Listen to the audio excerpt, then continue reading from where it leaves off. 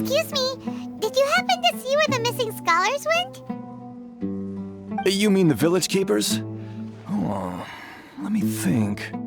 When I was eating dinner the other day, I saw one of them by the side of the road, muttering away and eating mushrooms and tree roots. They shouldn't go around eating that kind of stuff. Okay. Did you notice anything else? Anything else? No, I think that's all I have to tell you. Sorry. The scholars that have gone missing. Have you seen them? Those eyes. Those fierce eyes. You look like a real fighter. Don't change the subject. Right. You were asking about the mad scholars. I think it's been a few days since I last saw them. I usually go to bed pretty early, so I'm not too familiar with what goes on at night. But honestly, I feel quite sympathetic towards them. Even though they act a little strange, they've helped me in the past. If it weren't for them, my house would have collapsed long ago. Do you also think Grandpa and the others are good people? Grandpa? Oh, hello there. It's little Исаак. You mean that nice man who looks like your grandpa's long-lost twin, right? He was actually the one who protected my house. I saw it with my own eyes. He happened to be staying near my house that day and was doing something with his hands on the ground. It still feels pretty surreal now that I think back on it. Did someone teach them how to do that? Well, whatever the case, I'll always be thankful to him and whoever taught him to look out for others. I'm pretty sure that if I ever went mad, I wouldn't be able to do anything like that. Gotcha. Thank you. Sir, have you seen my grandpa recently? You know, the one who likes to sit and space out near the village entrance. Oh, well, if it isn't Исаак. Oh, your grandpa, huh?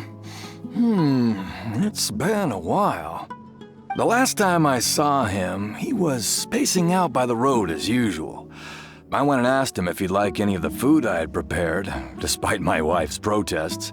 Like many people, she's really quite terrified of them.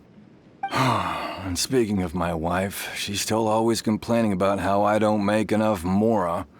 That might explain why she's always mad at me. Oh, thank you. Thank you for taking care of him. It was nothing. You're looking for him, right? Did he go for a walk and get lost? Yeah. That's no good. Well, once you found him, come by my place again and I'll cook a little something for the both of you. I've known you since you were very young, so as far as I'm concerned, you're family. Please feel free to come by anytime. Wow, what a nice guy! Okay, thank you, sir. Huh?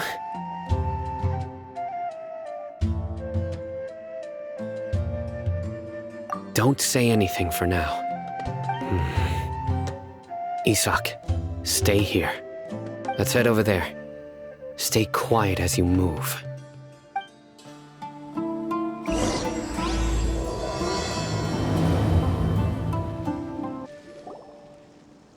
Listen, see if you can make out what they're saying. Have you heard? The mighty Scarlet King, the sovereign of our faith, will soon return to this world. Yes, of course I have. The Scarlet King is the one and only true ruler of this land. I've never believed in any other gods. Still, you say he's coming back, but it sure doesn't feel like life's about to change around here anytime soon. What's your proof? Haven't you noticed? The village has been getting more deranged scholars than ever. Delavar was saying that many people also went insane just before the fall of the Scarlet King's civilization in ancient times. We don't quite know why, but it seems like there's some sort of connection between insanity and the Scarlet King. Isn't it a sign of the Scarlet King's power that all the mad scholars have disappeared? If you ask me, they must have been chosen as the final sacrifice for the Scarlet King's resurrection. Huh. Now that you say it, that does make some sense. Does this mean our lives are finally going to take a turn for the better? Exactly. Those city folks will get what's coming to them. Now, repeat everything you've just said from the very beginning. Huh? Who are you? Where did you come from? My patience is running thin. You heard what I asked.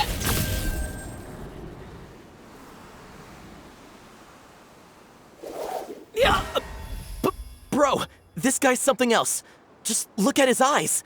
One wrong move, and he's gonna flay us alive. Let's not get on his bad side, okay? I am no match for this guy. Oh, okay, good sir. What is it you would like to know? Tell me about the Scarlet King's resurrection. Well, I only know a few things from hearsay. I went for a drink the other day and heard others talking about a rumor that the madmen will disappear, and that the Scarlet King will return to this land. I'm not making this up, I swear! Hey, go on. Keep talking. It's true. It's all true, sir. We desert folk have had more than enough of those people at the academia. They keep sending us all their mad scholars and won't let us have a good life. Would you want to live like this if you were in our place?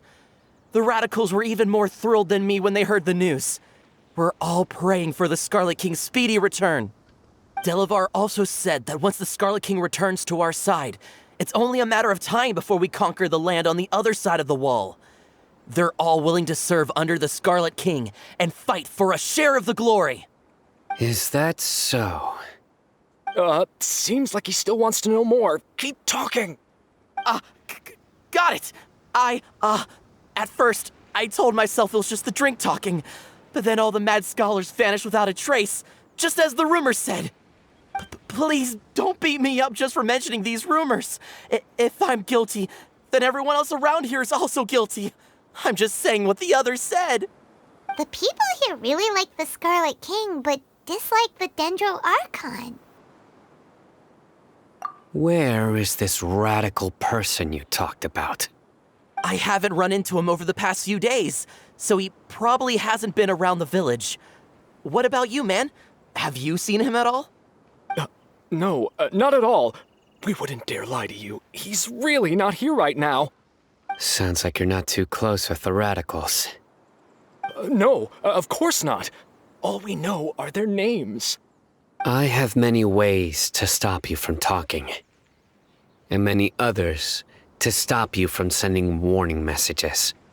So you'd best just stay home and hope I don't hear of you trying to contact anybody. Don't do anything until I've gotten to the bottom of this. Try something foolish, and even Candace won't be able to protect you. Yes, got it. We'll do just as you say. That scared Paimon half to death. Cyno is pretty terrifying. He didn't try to reassure us at all. It's like he's used to hearing that. Oh, Paimon bets lots of people have told him that before.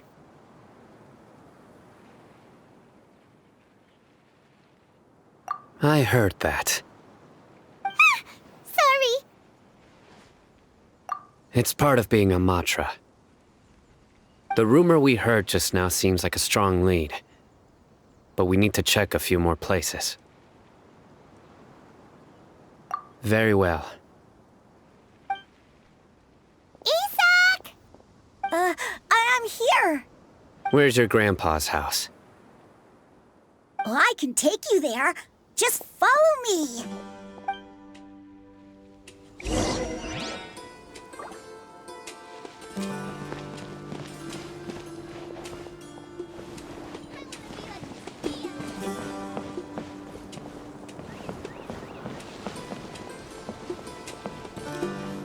Grandpa?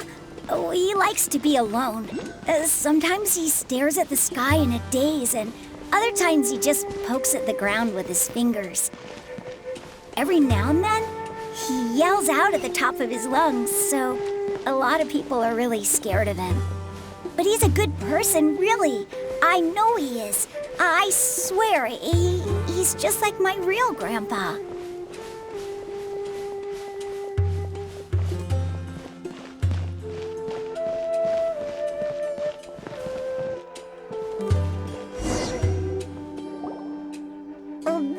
where Grandpa usually stays. There sure isn't much here.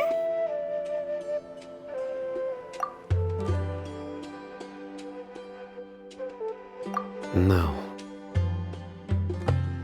Incense? Please don't say it's the same one as before.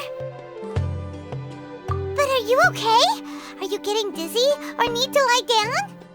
There's a scent that you can sense, but I can't. A certain traveler here once passed out from that smell. Thankfully, Tighnari saved the day. And then he gave us a long lecture to explain all about how it worked. So, you know Tighnari? Huh? You know him too? Are you two friends? Yes. Now that I concentrate, I can also make out the scent of incense. Wait, surely Tighnari didn't lecture you too. No. No need. Did you first encounter this scent at Tighnari's house? In the forest. From a scholar.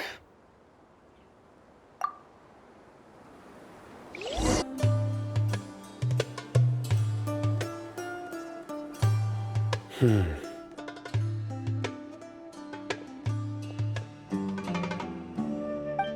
are you looking for, Cyno? Here it is. Take a look right here. Paimon doesn't see anything. Although the traces have been completely buried in the sand, there are footprints here. From the size and shape, they belong to an adult male. This pattern is a common one from this area. Local shoes. This was probably someone from the village. The scent is quite faint, but still extant. The footprints head in the direction of the door.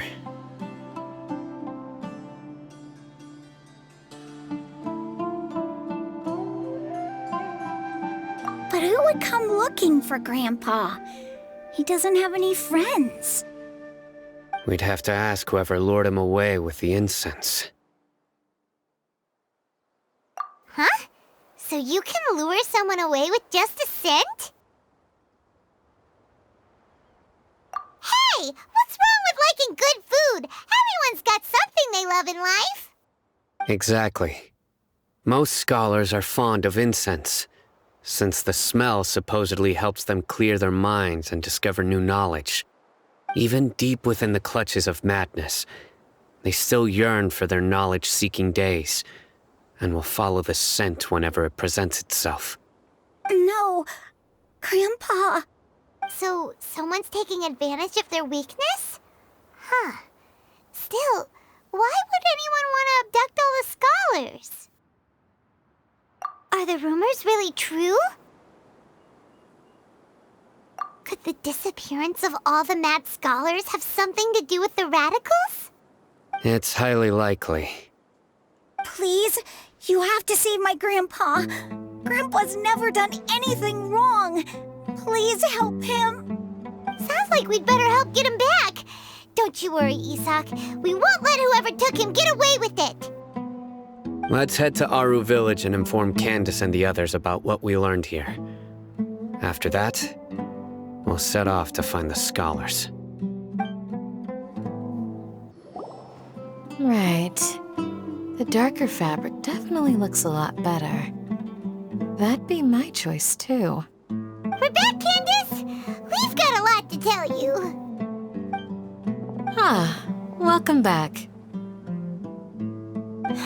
Sounds like everyone's friends already. Oh, Dia's here too! You bet. So, everything goes smoothly? Reasonably. Al-Hайтam didn't go with you? We haven't seen him at all. Huh. I saw him around the village entrance earlier and figured he was investigating with you. I guess he must have gone off on his own. Did you find out anything useful?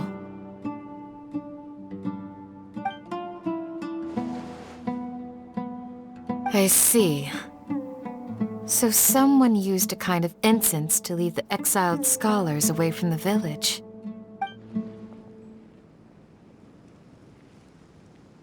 The resurrection of the Scarlet King? First I've heard of it. Far as I know, the kind of incense you just mentioned is only popular beyond the wall. Scholars are fond of it, but as you can see, there aren't many scholars still studying around these parts. No seller would be able to make a profit here. Not to mention making incense is a labor-intensive process. You won't see anybody in the desert with the patience to make or sell something that requires that kind of effort. It seems someone from beyond the wall must have been supporting this. Makes sense. So what should we do then?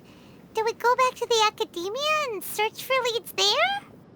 If it was any other day, that would be your next logical step.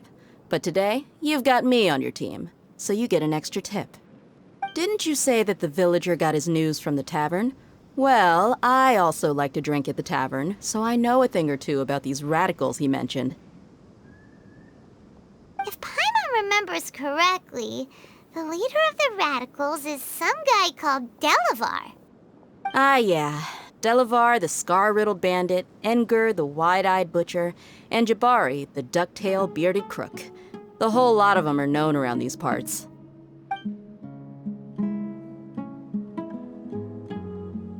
These guys have one thing in common, and that's being broke. The rougher life gets, the more they want to believe in the Scarlet King. Way they see it, the Scarlet King's resurrection is their only chance at overthrowing the academia. Throwing all of Sumeru into chaos is the only way to change the way of life here in the desert. Anyway, that's my guess why they've chosen to become radicals. Tia! You're amazing! You really know this place inside and out!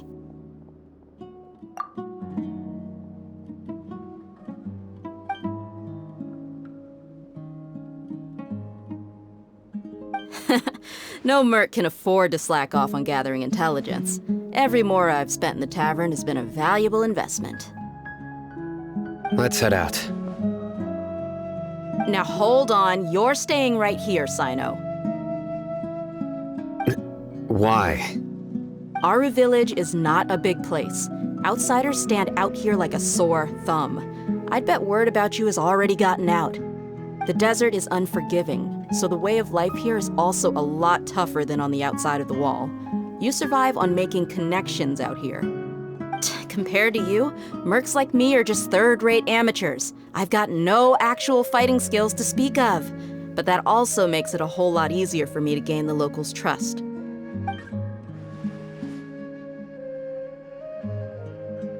I need to go around and ask some questions, but it'll be difficult if you're with me.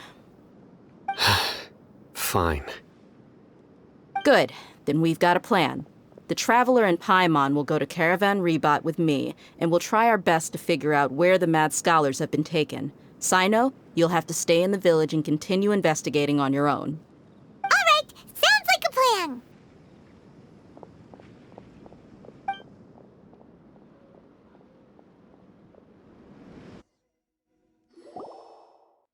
Well, here we are again! Sounds like you're starting to get familiar with the area. Paimon's amazed every time we see the wall of Samiel. How can a wall this tall even exist? It's almost unreal. I know what you mean. I had the same question every time I walked this way when I was a kid. Also, why is this high wall here? And can a wall really block sandstorms? It was only after I grew up that I realized the wall of Samiel isn't just there to keep out the sandstorms. It serves a more important purpose, keeping out people like us. Sumeru is run by wise and mighty sages. To them, us desert dwellers are nothing but tools that can be used and discarded at their whim. We're cheap labor, like livestock, but easier to control. Nothing more.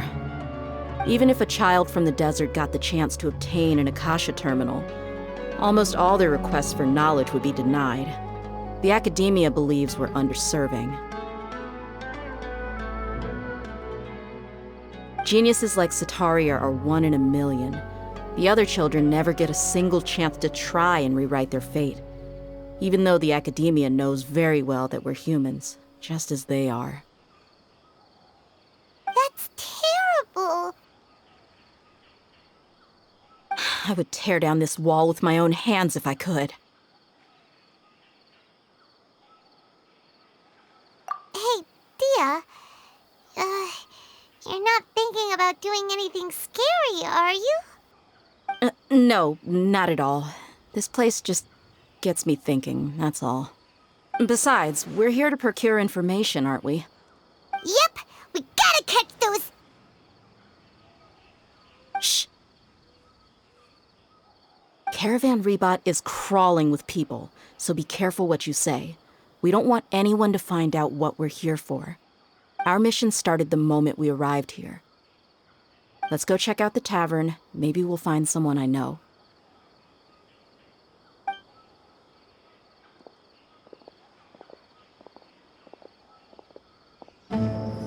Just our luck.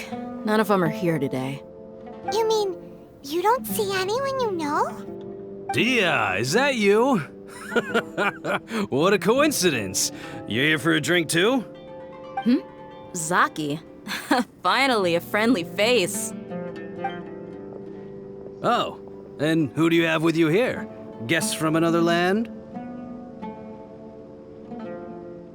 Hello. I'm Zaki. Dia's, how would you put it? Drinking buddy? We've had drinks together a few times. You could say we go back a ways. Anyway, as far as my friends here, they aren't too shabby, are they? You rarely see any Outlanders so friendly and respectful nowadays. Absolutely. Much better than those people on the other side of the wall. So, Dia, are you looking for someone? Yeah. Have you seen Enger, Delavar, or Jabari recently? Of course I have. Matter of fact, we were all here drinking together just a few days ago. I've got a spice trading deal from another nation. I thought maybe Delavar and his friends might be interested. Know where I could find him? Ah, how thoughtful of you. Then I assume you also know that Delavar's been having a hard time making ends meet these days, so you came here to help him out? Hey, keep it down. Let's just say I prefer to keep this deal a secret. Y'all at Caravan-ribatu are like family. If there's more to be made, why not do it together? Besides, Delavar and his friends have muscle. They'd be a good fit for escorting the goods. Yes, how considerate of you. Delavar's my friend too, so of course I can take you to him. Come with me.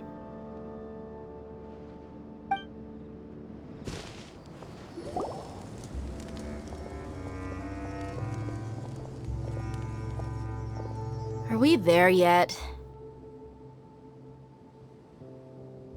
Yep, this is the place. This place is practically deserted.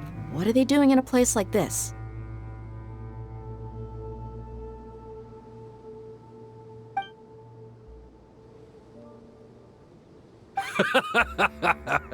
Why don't you take a guess? Go on, a wild stab in the dark. You're like lambs to the slaughter.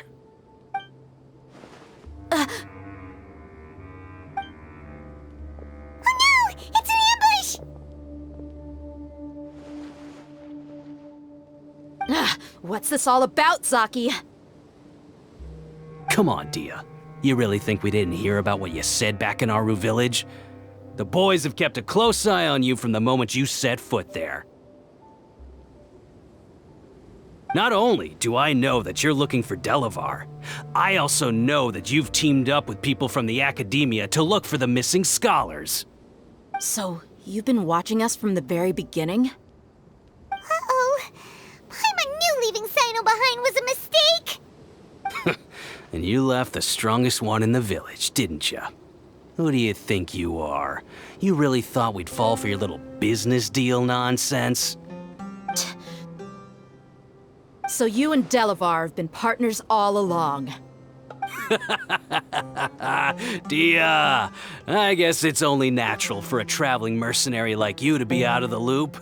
Those of us who hang around the tavern have stronger bonds than you think. But you got one thing right. We're all looking forward to an uprising in Sumeru. There's nothing more we'd like to see than the desert folk overthrowing the academia. If that's the case, then I'm sure Delavar wouldn't miss a second of it. I'll be honest with you, if it weren't for what you said in the village, your little monologue about the Wall of Samiel would have convinced me that you're one of us. Delavar. And Engar, you're here too, huh? Long time no see, Miss Mercenary. You should have known the traitors are what us followers of the Scarlet King despise the most. Dia, I thought that you, a fellow desert dweller, would understand that the Scarlet King is greater than the Dendro Archon. Little did I know, you don't deserve to join us. Yeah, gee, what a missed opportunity. Adopting radical views and kidnapping innocent scholars, all because of some baseless rumors. Anything else I'm missing out on? See? There you have it.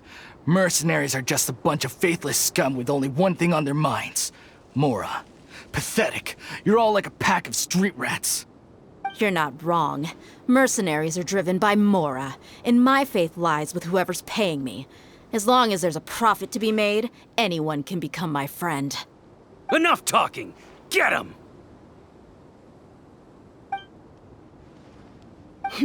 Just as I expected. Let's teach him a lesson, traveler.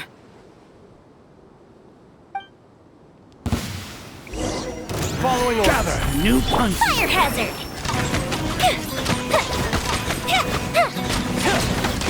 Need.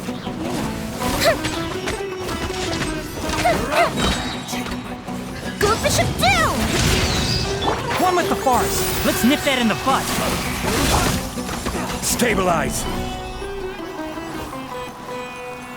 Time for a light show! Take that!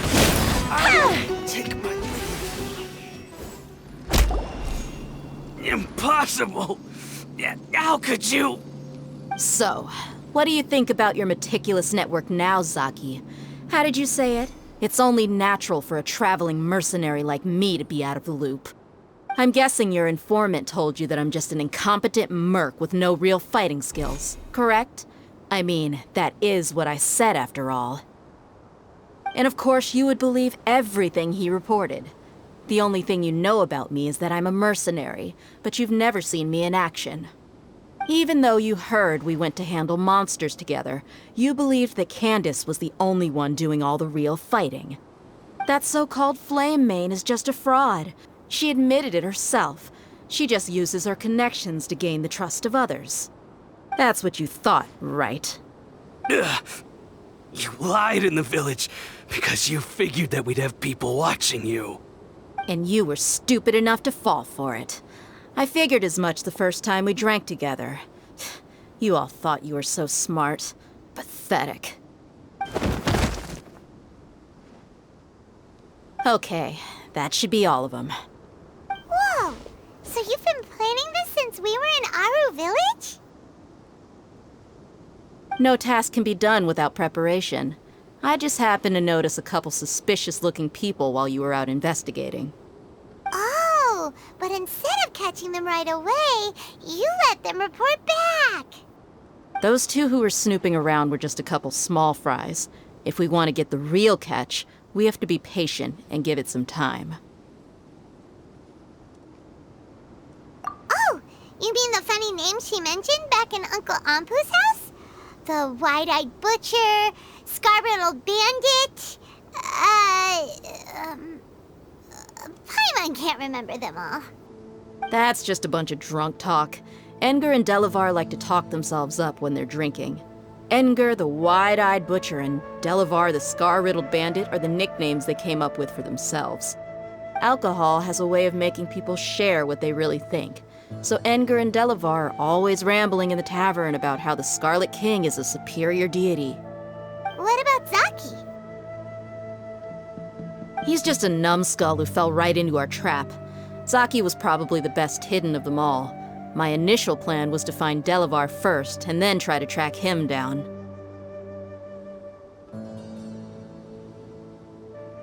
That's what you wanted to ask when we were at Uncle Anpu's house, right? Jabari is one of the villagers you talked to. You know, the one who wanted to treat Исаака and his grandpa to some food. Wait, so he's a radical too? No, he isn't. I just needed to tack on a random villager name to make the eavesdropper think that I was making some wild guesses based on my impressions. Wow, what a genius idea! Well, that's an expert mercenary for ya. Ah, you're too kind. It was straight from the usual playbook, if I'm honest. So, that thing you were saying before, is it really true? About what? About how mercenaries only care about Mora, and that anyone's a friend as long as there's a profit. Does that bother you? What makes you so sure?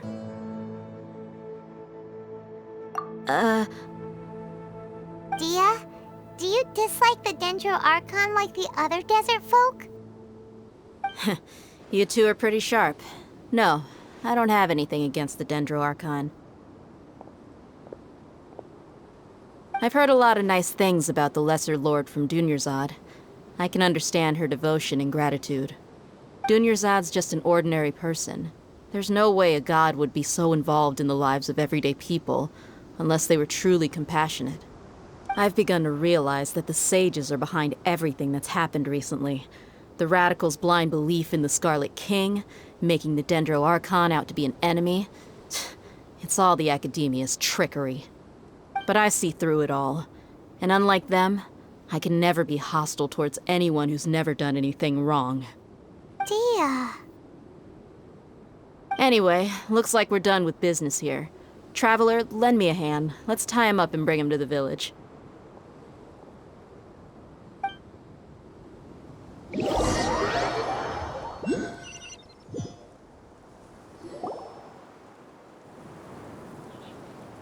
This should be all of them. I'll let you take it from here. All right. I'll be in touch. Until then, please stand by. Candace, do you need any help? Candace will be okay on her own. I trust her, so you can too. She's been guarding Aaru village for quite some time now. If anyone is qualified to question the offenders, it's her. While I'm questioning them, why don't you pass some time by exploring the area? I'll meet you back here tomorrow morning, Traveler. As for these idiots, let's just hope they live to see another day. You heard the question. Now answer me! Candace is an expert at dealing with people like this. All we have to do is wait for her word. Hey, Dia! Right on time. We'll know any moment now. Paimon's been wondering. You seem to know Candace pretty well. Have you been friends for a long time? We've known each other for some time now. She's a pretty interesting person. Even though she's an extremely strong warrior, she never misuses her powers against others. Oh, Paimon knows what you mean. Like a lot of martial artists say, never take the fight outside the ring. Yep, I guess you can put it that way. It takes strong convictions to be as dedicated as she is, and shoulder that kind of responsibility. Us mercs, on the other hand, we pretty much live from one day to the next. Well, Paimon thinks you're great too. Really? Thanks for that.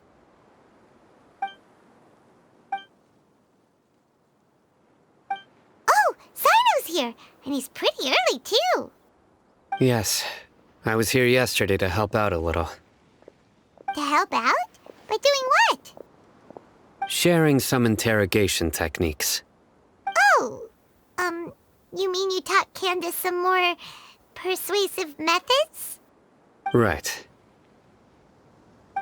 Come on in, everyone. Come on, let's go inside.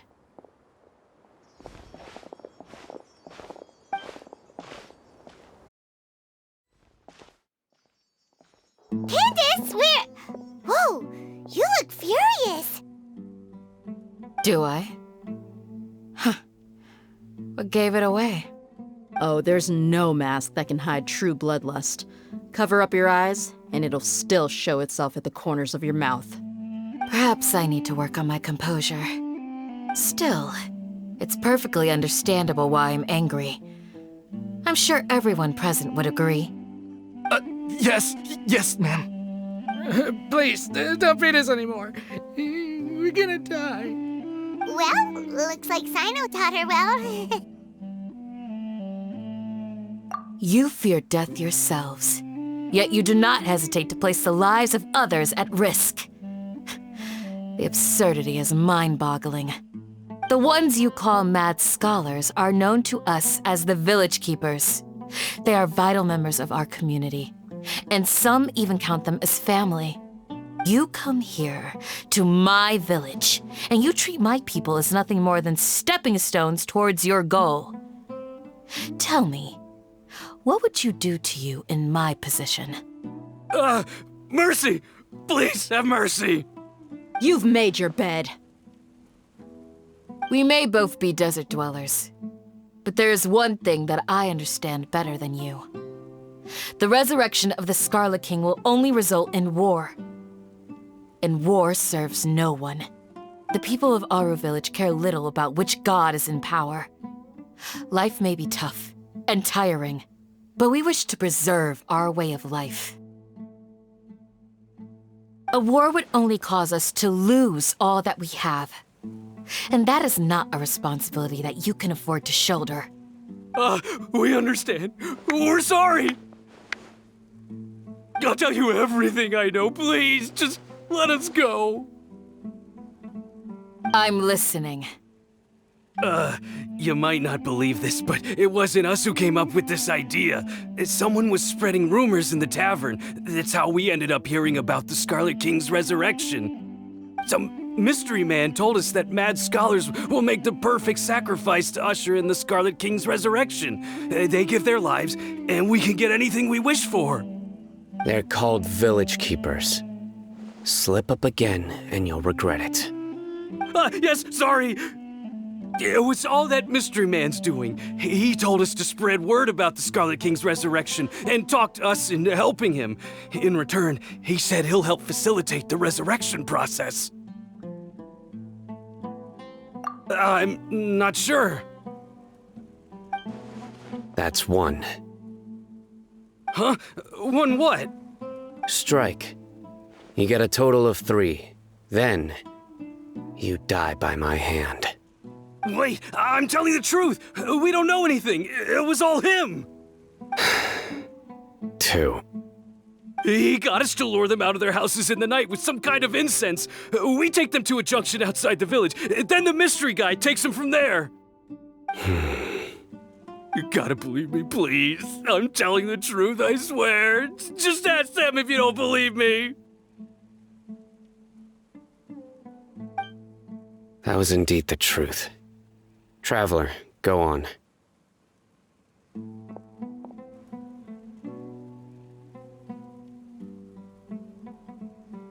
You have to believe me. If I knew that, I would have told you his name right away. I'm not risking another beating to keep his secrets. No way.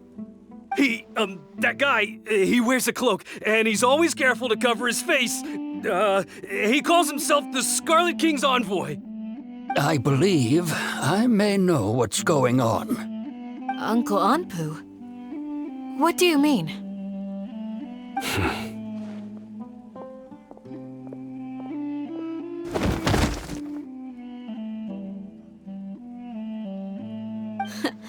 Smooth. Okay, speak. If my suspicions are correct, this mystery man they speak of could be from the academia. Some time ago, people from the academia attempted to take the village keepers away. I refused, insisting that they are part of our community. It strikes me now that this secretive character shares the same goal they had. Which means it's highly likely that the academia was purposely spreading a false rumor to trick the radicals into delivering the village keepers right into their hands. They were the ones who brought them here to begin with. Now they're trying to take them back? We aren't gonna let that happen. Not the academia again.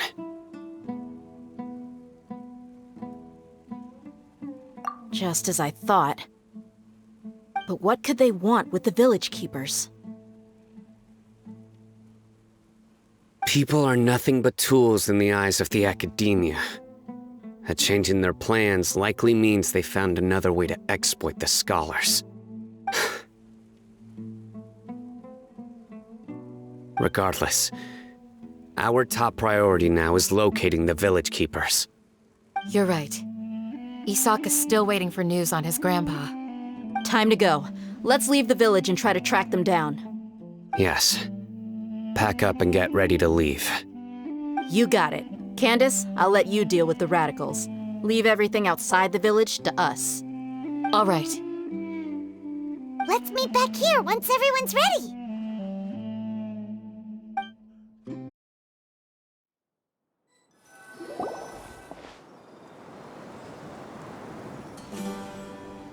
Let's get some food in us and then we'll... Whoa! Where did you come from? Well, as you can see, I am merely sitting here and reviewing what we have deduced thus far. You were gone for ages, and now you're suddenly sitting here musing to yourself? Where have you been anyway?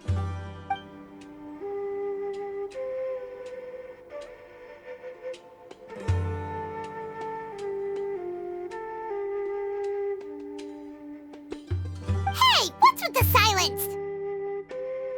You never think things through before asking questions. I'm giving you some time to make up for that. Paimon's so mad! Paimon's gonna give you an ugly nickname!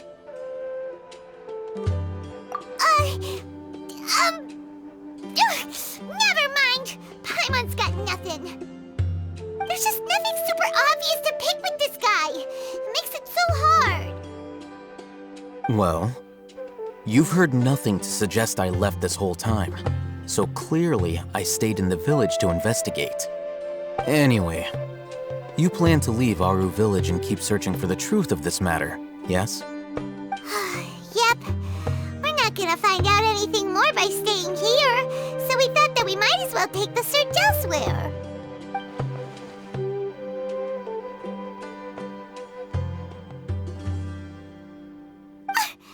Enough with the silent treatment!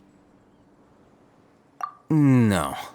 I'm just surprised that you decided to team up with him. Al-Hайтам, you haven't helped us out at all ever since we arrived at Aaru village. Bold of you to question our choices. Yeah, you're all talk! While you were investigating, I had my own work to do, which I've now finished. Really? Paimon doesn't believe you. To be honest, we aren't really a team, so I have no obligation to inform you of my whereabouts. Not to mention that going separate ways allowed me to find some important information that you all had missed. Huh? Right here in the village? Correct. What did you learn? I'm going to take you to someone. But before that, you need to understand where she's coming from. What does that mean? How do you think the residents of Aaru village feel about what we're doing? In other words, do you truly believe every single word the villagers tell us? You mean some of them lied to us? Hiding the truth does not necessarily equate to lying. Again, these people have their reasons. Remember what Candace said? Most people in Aaru village don't necessarily care which deity is in charge of Sumeru. That's because whether the Scarlet King or the Dendro Archon has power is of little significance to them. By contrast, the perils of their daily lives are ever-present concerns. They won't simply share everything they know with you without good reason. That's why you believed there was no further information to be found in this village. Glad you're following along. Among those you have talked to, there's someone who was consciously keeping you out of the loop. In fact, she's been observing your every move since you arrived. The reason being, to someone who only wants to live their life in peace, any external factors introduce unpredictability into the equation. Those eyes. Those fierce eyes. You look like a real fighter. Don't change the subject. It's quite obvious that she's intimidated by Cyno's authority and strength. Right. You were asking about the mad scholars. She corrected herself mid-sentence because she's aware that there are Scarlet King fanatics in the village. If she sounds too friendly towards the village keepers, she could easily make herself the radicals' next target. I think it's been a few days since I last saw them. I usually go to bed pretty early, so I'm not too familiar with what goes on at night. Remember? She made a point of denying her involvement in anything that occurs at night. But honestly, I feel quite sympathetic towards them. Even though they act a little strange, they've helped me in the past. If it weren't for them, my house would have collapsed long ago. After speaking to the village chief, it became clear that the village keepers had protected Aaru village at night. In other words, the young miss was very much awake during that time. Then why would she lie? By getting involved with an outsider, she risks drawing unwanted attention to herself. As for why she might be so wary about all this, maybe you should ask her. I'll pass on this one. You said that she is afraid of me. If so, it's best if I stay out of this. We're on it! Miss Shawnee, as we discussed earlier, I've brought someone with me. Mr. Al-Haytham, I'm aware of where you stand, but how can I make sure that your friends think the same as you? Huh? What do you mean? We need to clarify our stance or something? Go ahead and talk to her. You'll get the answers you want. Go on. Earn her trust. Is it really that simple? May I call you Traveler? Hi, Traveler. I want to ask you something. Do you think the resurrection of the Scarlet King can truly change Sumeru for the better? Why's that? That's very similar to what Miss Candace says. I know you two are friends.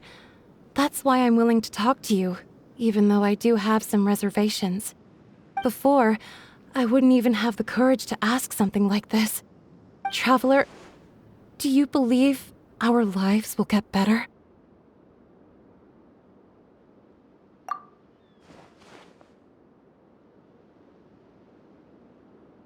Yeah! We came here from another nation, so it isn't wrong of you to be weary. And we aren't really residents of any one nation. But even so, we've met lots of people from different places, and we've always fought for what we believed in. We have friends in Sumeru, and we want to help them. That's why we decided to stay here for a while.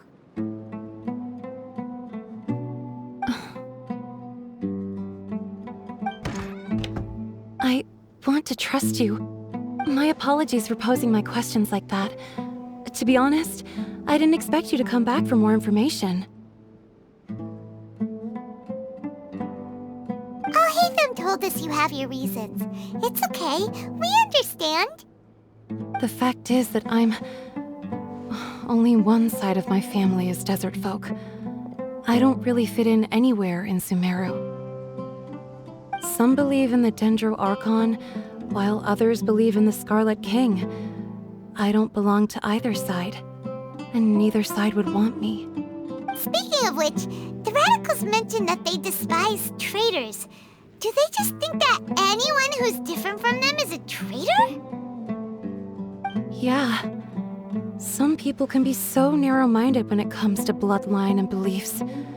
It makes no difference what I say or how I behave. I'll always be suspected of having ulterior motives. Slowly, I just stopped talking to people. I pretended not to hear or see anything. All I want is to live my life in peace. And then it happened. The village keepers who had helped me disappeared with no explanation, and I didn't dare breathe a word about it to anyone. Until now. You can tell them. I'm sure she'll keep your secret. All right. I'll tell you what I told al-Hайтам. I actually have a sharper sense of hearing than most. Sometimes, I hear strange crying sounds in the night. There are ghosts? Perhaps. I'm not sure. It's faint, but it's definitely the sound of crying. It comes from far away in the distance, and always carries very raw emotion. It used to be louder and more frequent, but ever since you arrived in the village, it doesn't seem to happen as often, and when it does, it's much quieter. I have to focus really hard to make it out. I confirmed this with the guards on night duty. They also have someone with a good ear, and he's heard similar sounds at night. But, because we're in the middle of a desert, he would rather believe that they are the cries of beasts than ghosts. There's really nothing around these parts, except for an old hospital not far from the village. I think they used to use it for treating Elazar, but it's been abandoned for years. Yeah, let's go!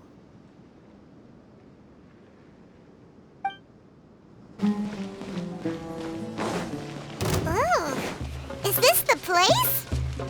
It's in terrible shape. And there's... monsters! Watch out!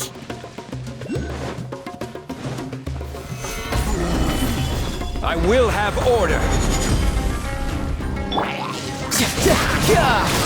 Brace yourself. This is gonna hurt. The fuse is lit!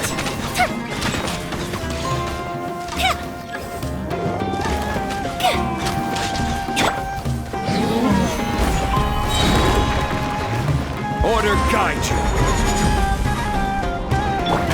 Can't see? I'll uproot you. Ha! No time to lose.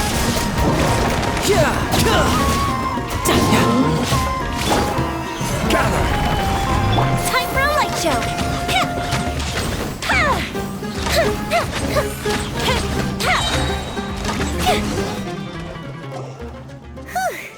They were easier to deal with than Paimon had expected. Super strong bandits? Or monsters taller than buildings dropping out of the sky? Or, something like that. He looks super serious. We gotta stay on our A game too. This is the one.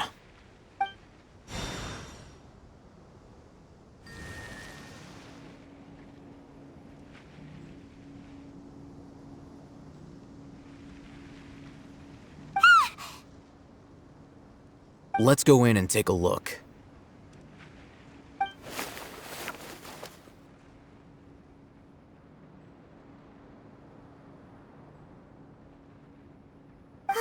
Hey, al-Hайтам, we haven't found squat.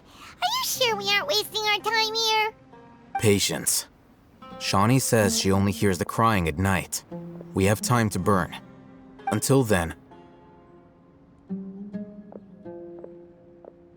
I'm taking a break. And just like that, he sits down. Wait, he even brought a book to read? What are you reading? Let Paimon see! Okay, sure.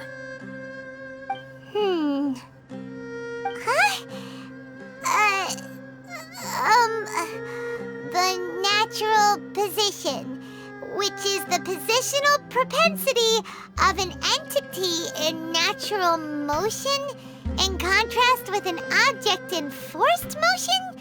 Huh? When free from external influences, every entity displays the tendency to follow its natural trajectory? So, you got that? Oh, Paimon gives up. You keep reading your book. See ya! How is he so relaxed? Look at him, reading an impossible book in a creepy place like this.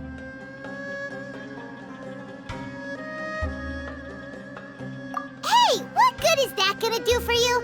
You're acting like one of those annoying grown-ups who go around nagging people to focus on their studies. Hey, what gives? Shouldn't you be the one providing for Paimon? Oh, right. Okay then. Thank you for working so hard and earning so much more. If it weren't for you, Paimon would probably still be floating around in the ocean somewhere. Thank you.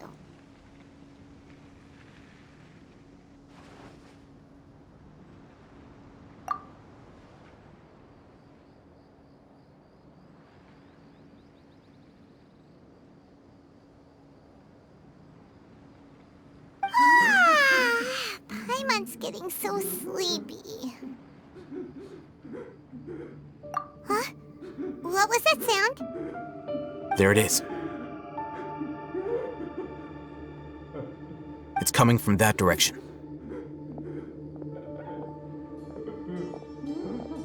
Is the sound coming from here? Huh. Paimon's not seeing anything.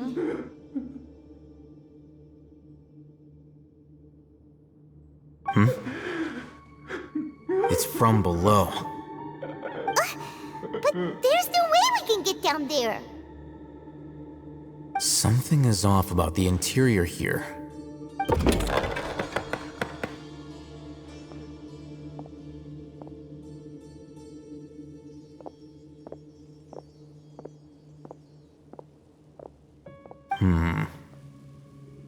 As I thought, there's a hidden structure. Wow.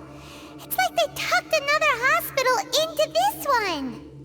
Oh, it looks like there are other mechanisms around here. Let's keep exploring.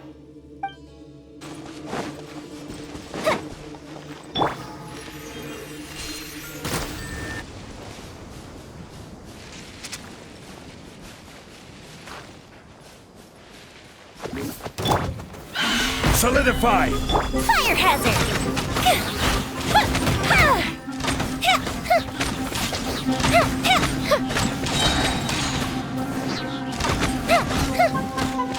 Here come the fireworks! One with the forest. Let's nip that in the bud. Tidal wave.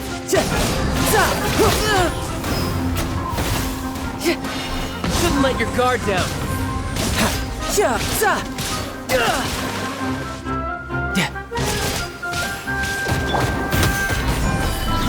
I will have order. Time for a light show!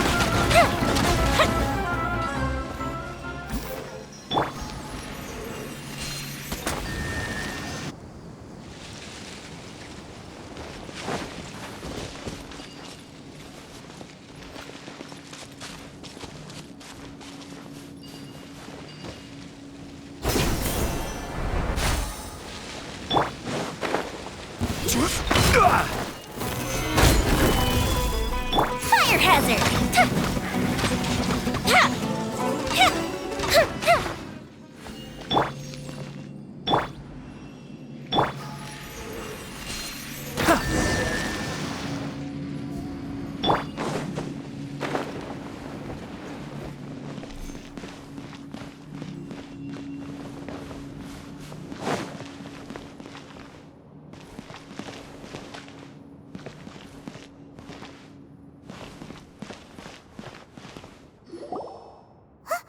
Look, there's someone over there. Good idea. Let's approach him slowly without alarming him.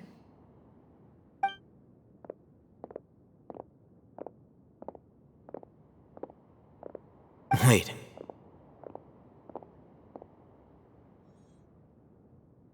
You're...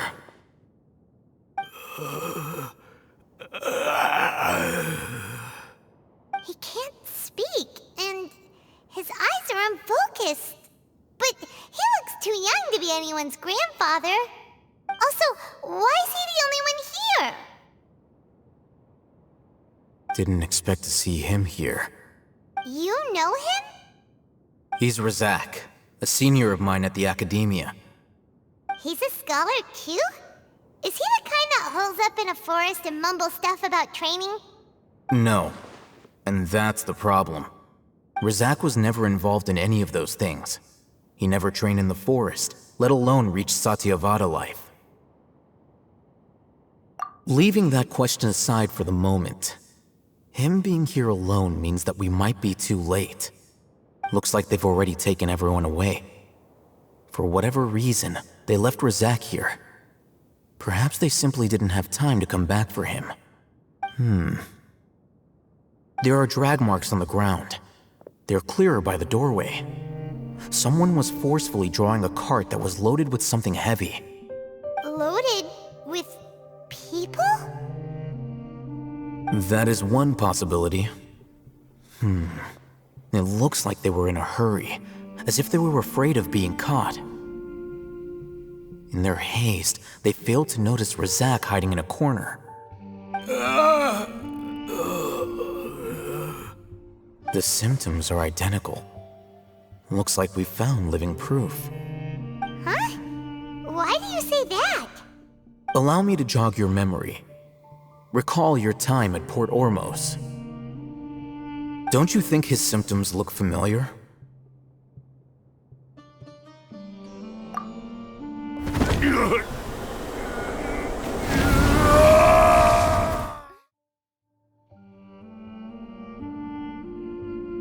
Oh, now that you mention it, they're acting the same way. Correct. The Academia is behind all of this. It isn't difficult to deduce their rationale. First, the Academia spread a false rumor of the Scarlet King's resurrection, emphasizing the role of the village keepers, the mad scholars who were exiled to Aaru village. These rumors were all the persuasion that the radicals needed, and those based in Aaru village leapt into action. Unbeknownst to them, of course, through rounding up the scholars, they were actually helping the Academia.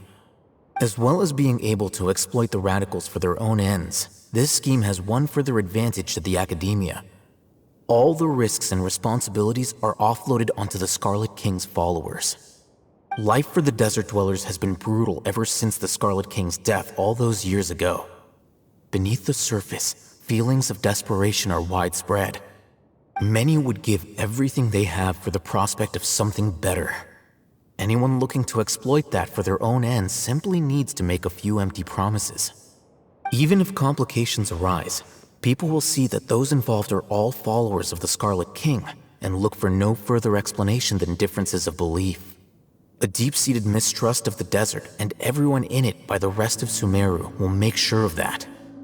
The notion of an Academia plot wouldn't even cross their minds. It may seem like a simple strategy, but it is able to work wonders under Sumeru's current circumstances. Oh, that makes a lot of sense. It's in line with the village chief's theory, too. But there's still one very important question. Wasn't it the Academia that brought the scholars to Aaru village in the first place? Why does it want them back now? Throughout this process, one thing has changed. The scholars' identity. First, they were scholars. Then, they became lunatics. After that, they were exiles. And finally, they become missing persons. An exile is still patently a living, breathing human being. But when someone becomes a missing person, that is brought into question. If you can't find someone, you have no way of knowing what exactly happened to them. That makes missing people an ideal resource. Resource? For what exactly? One possibility is that the information in their brains could be extracted into knowledge capsules. Extracted? You mean knowledge comes from people's brains? With the technology of the Sumeru Academia, it's entirely possible. Perhaps the process caused them great suffering, which is why they cry out in the dead of night, when no one is watching them. So, the human brain... Nope, nah, Paimon doesn't want to think about this. I'm the Academia scribe, after all. I'm familiar with their projects. Anyway, judging by Razak's state, the contents of a divine knowledge capsule were extracted from his mind. But something went wrong in the process. Or perhaps his curiosity got the better of him, and he used such a capsule for himself. Paimon's a little confused. Can they just use anyone's brain?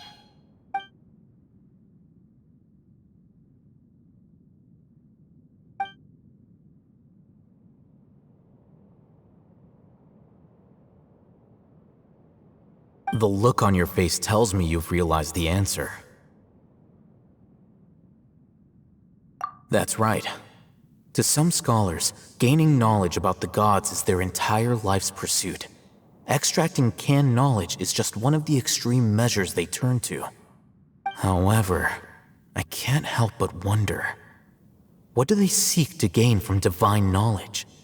The Academia is going out of their way to look for forbidden knowledge, but what is their ultimate goal? I've spent quite some time trying to analyze the contents of the divine knowledge capsule, but to no avail. It seems like my way of thinking is too different from theirs.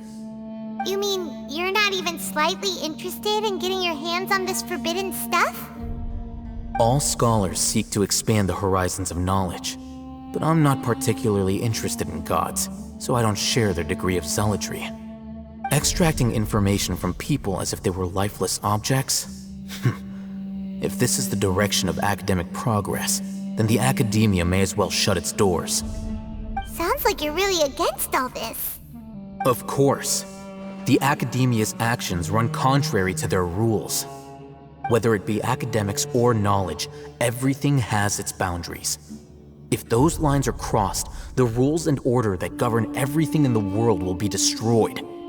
This matter needs to be corrected, just like fixing a typo in a book. Wait, didn't you step in to help because you felt sympathy for those poor people? Not to be callous, but no. My criteria are a little more restrictive than that. There is no shortage of suffering in Sumeru, and the same can be said for the rest of Teyvat as well. What do you plan to do about that? Save every last person? Probably not. Paimon's not sure. You can say that. Simply put, I don't blindly place my faith into strength or heroism. I do what I want. The divine knowledge capsule is something I want to investigate in full. That doesn't mean I'm willing to take action for the sake of a few strangers.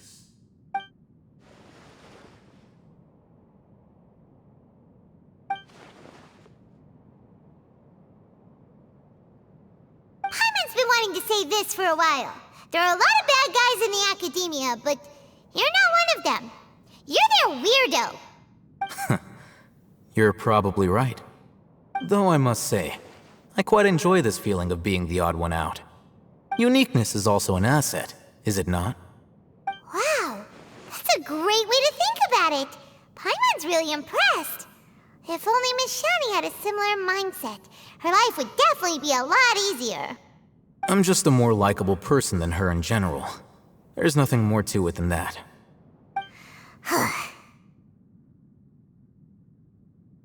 He won't last long if we leave him here. Let's take him with us. We'll work out our next step after we return to Aaru village. We're back! You must be tired. You should rest and take some water. What's the situation? Who's this? Unfortunately, somebody who's too young to take on the role of Isaac's grandfather. Nevertheless, he's one of the people we're trying to find.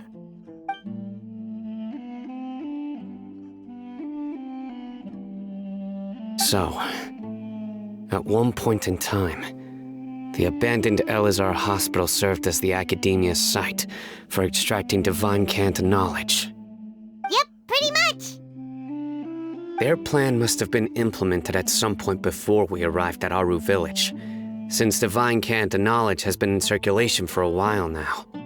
Yet, they fled once we were headed to the village, almost as if they knew we were on their trail. Why is that? Yeah, why is that? We may have a mole in our midst. One of us could be secretly revealing our whereabouts to the Academia. Huh? Are our friendships that shallow? Looks like none of you have realized wherein lies the issue. Cyno, you're the reason why they can predict our movements. Wait, what's that supposed to mean? Choose your next words very carefully. It is simply a logical inference. I have my reasons. So what you're saying is, Cyno's the mole. Interesting. And here I thought you were the most suspicious one, Al-Haytham, since you were always acting alone. I know. You have a point, but I realized something as we were returning from the hospital. Cyno isn't like any of us. What are you trying to say? Do you still remember who you are, General Mahamatra? As a Matra, you are no doubt privy to certain kinds of information. Before you can take action against someone, you are required to have all the facts available, including the less than savory details. Simply put, the Academia has traditionally allowed you access to a wealth of sensitive information. Knowing their modus operandi, wouldn't you expect them to take precautions against you? If you want to raise a vicious wolf, you need to make sure that you can avoid its bite. The Academia is monitoring me? It's not that simple. The Academia has eyes all over Sumeru, but they have a special protocol for dealing with you. Every so often comes a Nyagarbaha Day. On this day, the Academia enters new information into the Akasha through knowledge capsules. I remember seeing the thick notebook next to the control panel once. Its contents were all about the General Mahamatra, his activities throughout the day, preferred methods of enacting judgment, everything. You're saying that the Academia entered my information into the Akasha too? But what's the point in doing that? My actions aren't important enough to be added into the Akasha. The Akasha is capable of computation. The Akasha's algorithms are entirely capable of predicting your movements using the data entered. When you would depart, the route you would follow, your destination. It knew all of this. It predicted my every move. The Academia has been watching you longer than you think.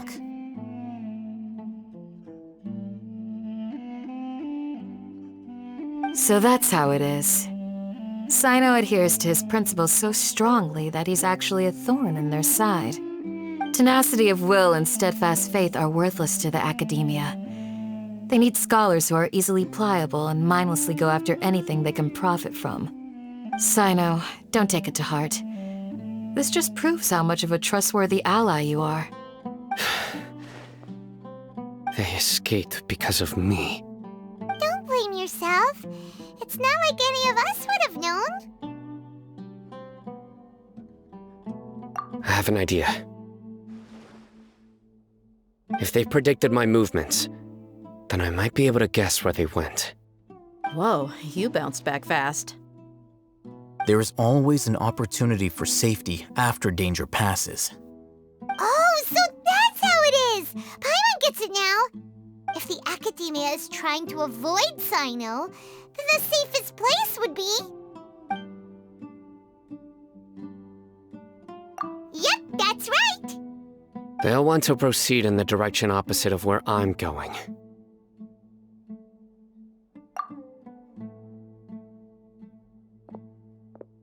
I must go. There's also something I want to investigate. Let's go, guys! After him! Please, wait! I want to go too! You want to go too? If so, you have to promise you'll stay safe. I want to find Grandpa. I promise I'll be careful and not cause any trouble. Everyone, I leave him in your hands. Yay! Let's go! Remember to pack some food with you! Paimon feels like we're missing someone, though.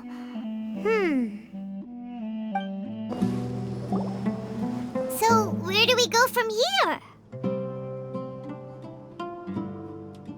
Yes. After leaving the village, we should head straight toward the desert.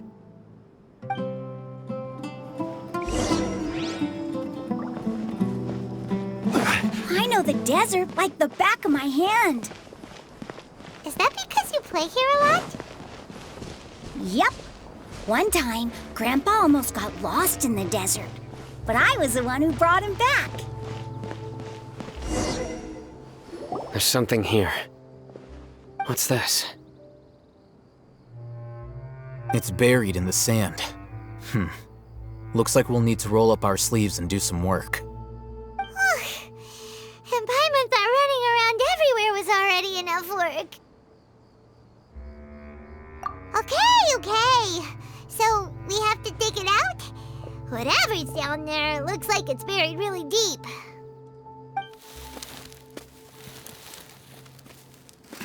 These are likely fragments of an Academia-developed device, something akin to a headset. Looks like there were more than one village keeper. They must have been escorted this way because there are device fragments scattered around here. Let's split up and search the area. Chances are that we'll find other things nearby.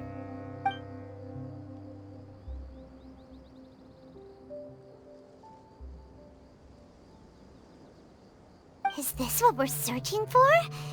It looks kind of scary. This is definitely a device used to extract divine knowledge. How did it end up buried in the sand? That can't have been part of the plan.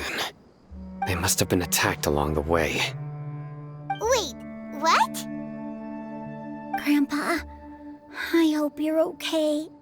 Don't worry, your grandpa's gonna be fine. Rizak didn't display any signs of starvation or dehydration, which means that they left fairly recently. We should be able to catch up. One more thing. Given that the device had been entirely covered by sand, I believe the attack must have happened prior to the sandstorm.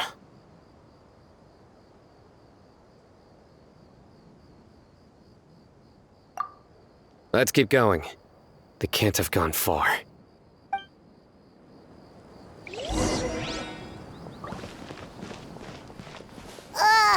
But running on sand is so tiring! But you're flying, aren't you, Paimon? Is flying over sand tiring too? Ugh, of course it is!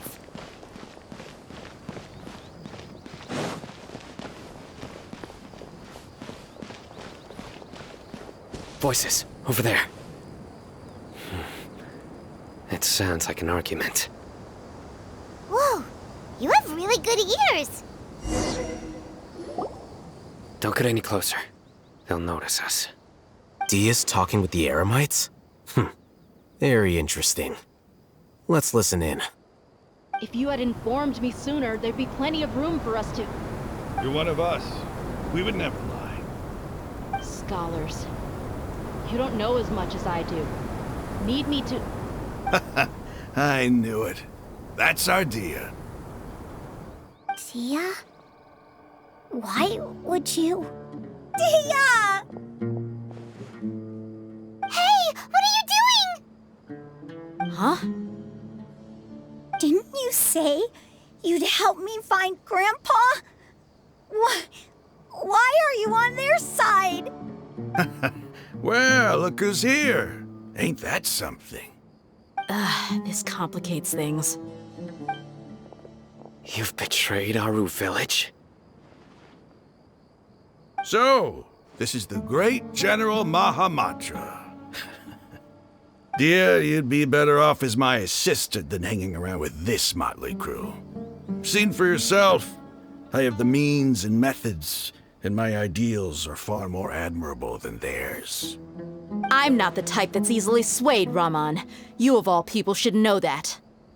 Wait, what's going on, Dia? Whose side are you on here?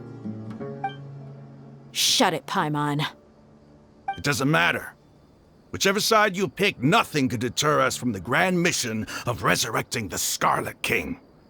Once our Lord of Old returns to this land, we will have a new beginning.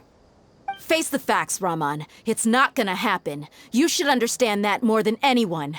Have all your years as a merc taught you nothing about placing hopes in a ruler? I'm a desert dweller and a proud follower of the Scarlet King. Whether I live by the edge of the sword or in peaceful comfort, my soul will always carry this conviction. It's not too late yet. The village mad scholars aren't gonna bring the Scarlet King back to life. You don't understand, my dear lady. Pursuing our faith is our purpose in life. Even if the chance of success is 1 in a million, we must be willing to give everything we have. Even if it'll expose you to the academia? Even if they end up disbanding the Eremites? Your Eremites, which you've worked so hard for all these years? Yes. We've waited a long time for this day to come. The sun and the moon no longer shine here. All you see now is cracks in this desiccated land. But fate has finally dealt me a hand to play against the academia. With these scholars in our custody, we'll stomp the academia's forces and fight our way beyond the wall of Samiel. Ridiculous. Think about it. The academia controls the entirety of Sumeru. Your powers are negligible in comparison. If you still don't believe me, then try asking these 2 men. They're also against the academia, but neither of them are as arrogant as you are. They look more like pawns of the academia to me. Why would I listen to anything the people of Greater Lord Rukkhadevata have to say? Filthy traitors. Your god abandoned all honor and betrayed the Scarlet King. We desert dwellers will never trust the likes of you. It's impossible to communicate with someone so hostile. Perhaps we should. Do you really believe that by kidnapping the scholars, you'll be able to negotiate with the academia? These people have no value as bargaining chips, but I could be persuaded to take their place as your next hostage. These scholars were exiled from the academia. I, on the other hand, am their current scribe, and will be a much greater asset to you. Wait, you can't be serious. So, you want to trade places with the hostages, do you? Precisely. Any wise person would gladly accept my offer. What are you thinking? What if they decide to kill you instead? Well, that would be bad luck for me.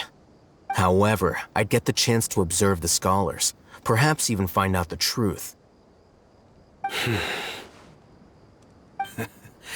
Think you can talk me over with that confident look of yours? I'm not trying to persuade you. I'm using this as a means of joining forces against the academia. You are the scribe. What do you have against the academia? Not all desert dwellers believe in the Scarlet King, and the same applies to the academia. Why must all knowledge seekers approve of the academia's way of doing things? You academia scum. Every last one of you is nothing but a hypocrite, just like everyone else on the other side of that wall. I've made myself clear enough. I won't listen to another word from the Dendro Archon's people. Not so fast. Al-Hайтам, do you stand by everything you just said? I never make empty promises. You know you're making a dangerous decision, right? I do. Good. Raman, hear me out. These people are my friends. Maybe you can't take the followers of the Dendro Archon at their word, but what about me? Do you trust me? We've known each other for years. Of course I do. In that case, I'm willing to vouch for their honesty with my right arm. Come on, Rahman, don't be a coward. If you're serious about taking on the academia, you need to steel yourself. You can't be afraid. An arm from the Flame Mane. You've piqued my interest. But what if you refuse to oblige? What should I do then? No one's a fool here, Dia. We're mercs. And mercs don't tend to live long unless they have their wits about them. You're not wrong, but this is different. I promised my friends that we'd bring back the village keepers together. Let's do it right here then. Give me your right arm as proof of your resolve. Don't listen to him! He's not even trying to negotiate! He just wants to make things more difficult! That's fine. Are you crazy? We came here to save lives. One arm for that many people is still a pretty good deal, if you ask me. Rahman, I'm holding up my end of the deal here. You'd better not let me down. Sure. Go ahead and cut off her right arm.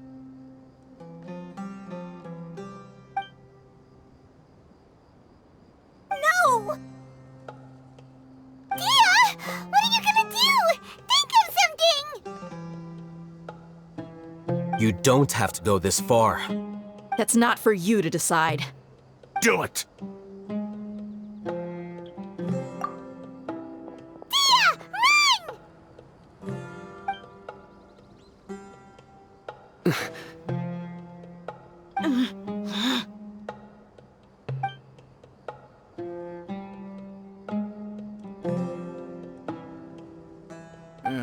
Stop!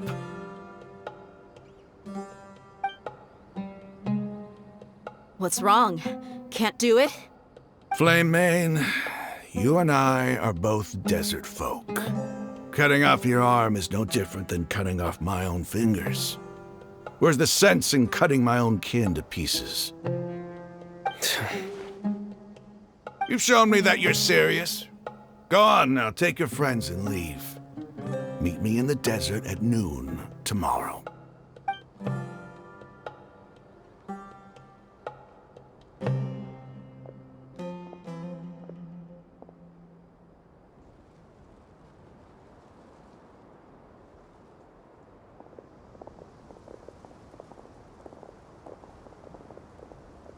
Phew. I was really counting on him not going through with it. Dia! That was crazy! Have you all lost your minds? What if he'd actually cut your arm off? Then I'd just have to hold my claymore with my left arm.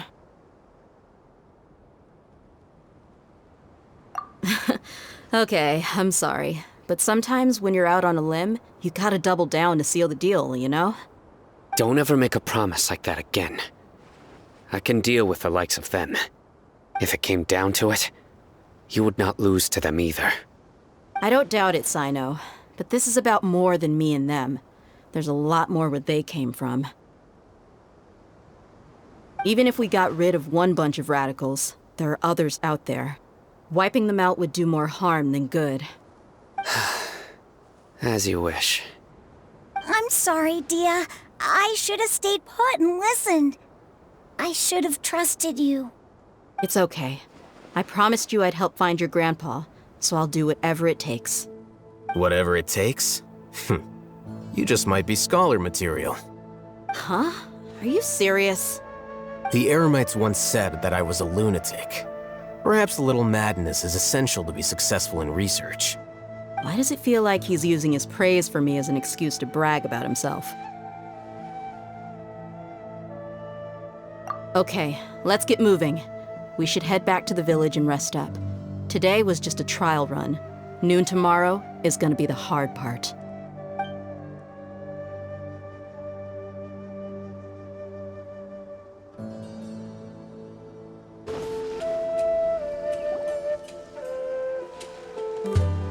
You're all here so early.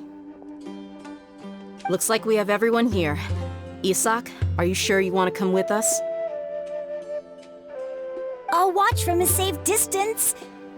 Dia, I want to be there to bring Grandpa home. Okay, let's go then.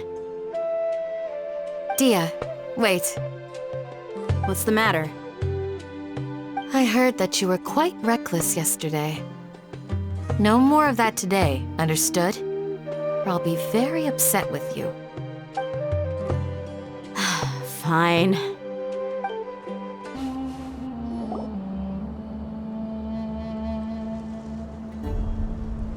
Huh.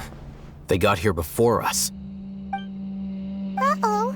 Is it because Paimon overslept by 5 minutes and held everyone up? Is everything ready? Absolutely. Although, you brought fewer people than I imagined. Bring him over.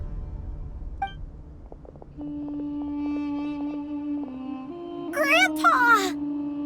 Why is there only one of them? Rahman, I've always thought of you as a man of his word. What's this about? It's a one-for-one exchange. Sounds fair, don't you think? And let me put it this way. Agreeing to any kind of deal with the Dendro Archon's people is already a huge compromise on my part. Don't you think you've asked enough?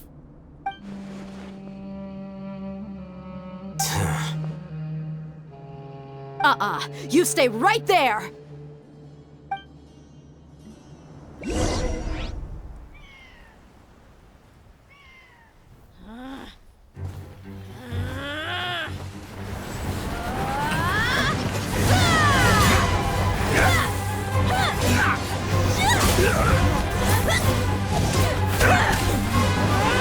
Playmate! What do you think you're doing? Grandpa! Don't you see this blade here? You coward! Why are your hands shaking? Wait a second! It's a earthquake! Grandpa!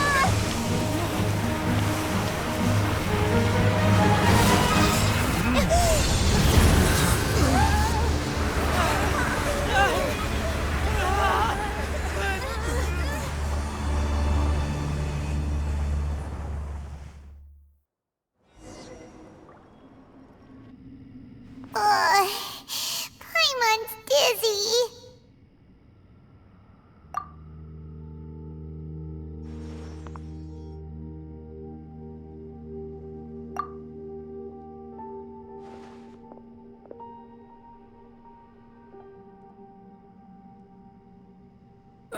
This day's going just great. What a nuisance. The sand dune collapsed. I saw an energy field. The village keeper protected us. It glowed green with dendro. Just like you said, it may well have been the remains of Lesser Lord Kusanali's power inside the scholar's body.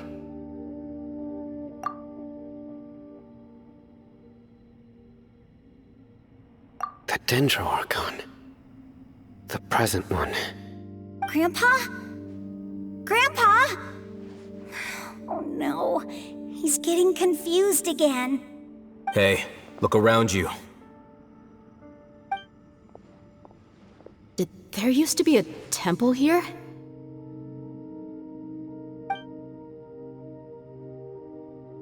It seems that when the sand dune collapsed, it exposed these underground structures. The symbols on the gate belong to the Scarlet King's civilization. This structure must be ancient. Over time, the sandstorms completely buried it and left it in the state we see now. It could have been an underground palace in the distant past. Oh, a miracle. Praise the Scarlet King! What's he doing here? And his men too? They must have fallen down here with us. Pretty lucky if you ask me. Most of them seem in really bad shape. Except for him. He got off lightly. Mind your head. No, this isn't the time for conflict. Our exalted lord has shown us the way to his sacred palace. He's not actually gonna go in there, is he? As it happens, I want to take a look inside too. What are you doing? Don't you think it's curious? 1 minute, Lesser Lord Kusanali's power protects us from harm, and the next, remnants of the Scarlet King's civilization appear. 2 major deities are vying to showcase their power to us. It would be a shame not to witness them both. Paimon thought you weren't interested in gods. Indeed. In my view, gods are just a higher form of living being, or creature, you could say. New discoveries are always worth investigating. Whether they have anything to do with gods is neither here nor there. Raman, what are you gonna do about your men? I'll just let them lay here. The Scarlet King will take care of his people. Right now, I'm going inside.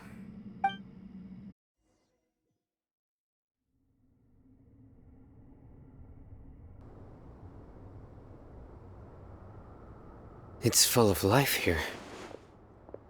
This defies comprehension. It looked completely desolate from the outside. Yet, it flows with energy inside. Yeah, and there's so many plants. It's so pretty. Sir Raman. Huh? Me? Do you see another Raman here? Are you mocking me? What do you mean, sir? Interpret it however you want, but there's something I'd like to draw your attention to. While this structure is clearly left over from the Scarlet King civilization, the energy that flows in here is that of the Dendro Archon. Whatever you say. It's not like I have a vision. There's nothing to be angry about. Think of this as an academic journey. It does seem kinda strange.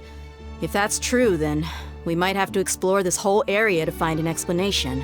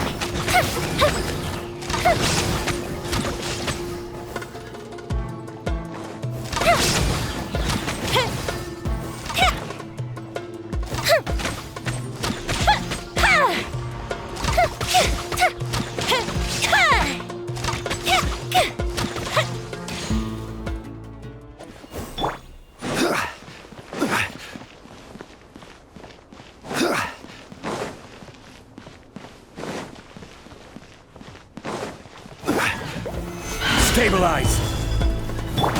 For Rex Lapis, born of ice and frost, there is no escape, torn to oblivion!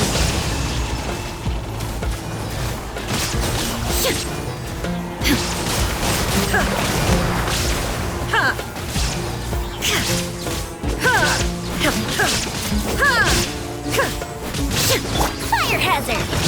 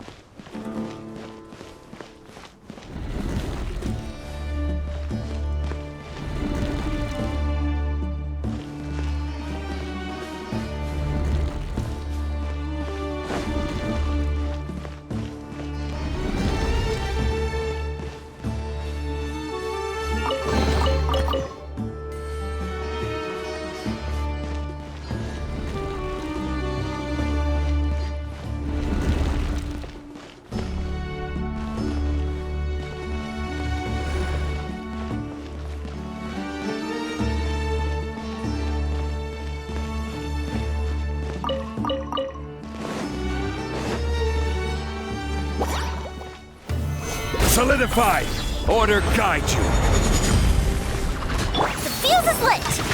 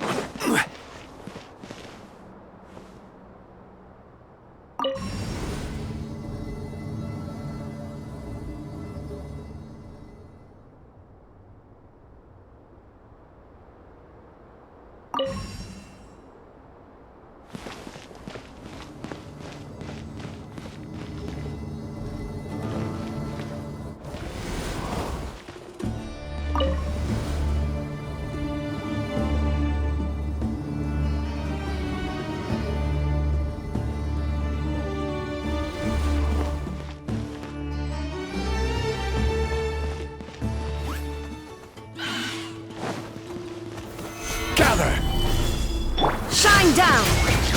Now you shall perish!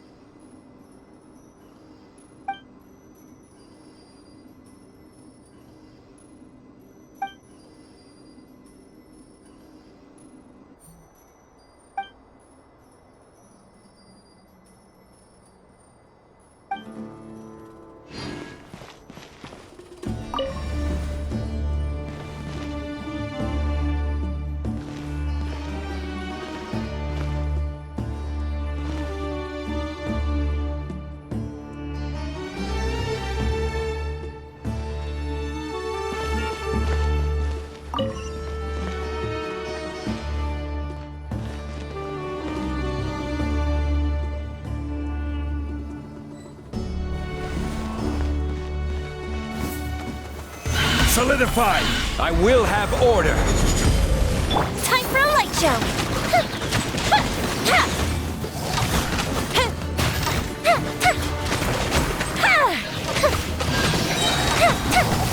No touching! This is long overdue! There is no escape! Inazuma shines eternal!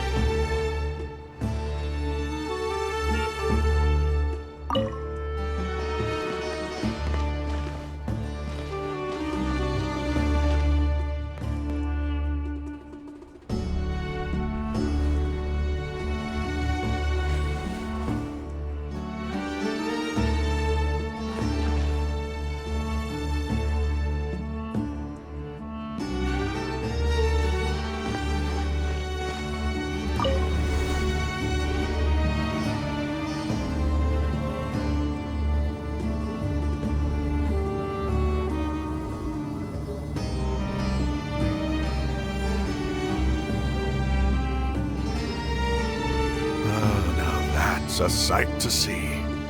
The Scarlet King's splendor surrounds us. There's so much vegetation here. It's different than what I expected. Sure are a lot of plants for a desert. That's what I call divine providence of the Scarlet King.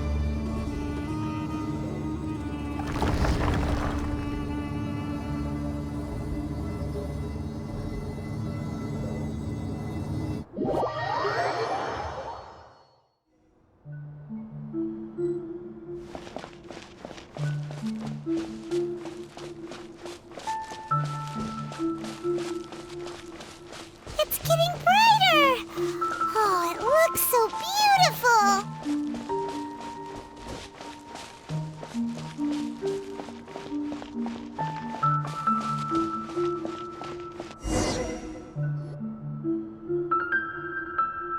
Wait. What's that?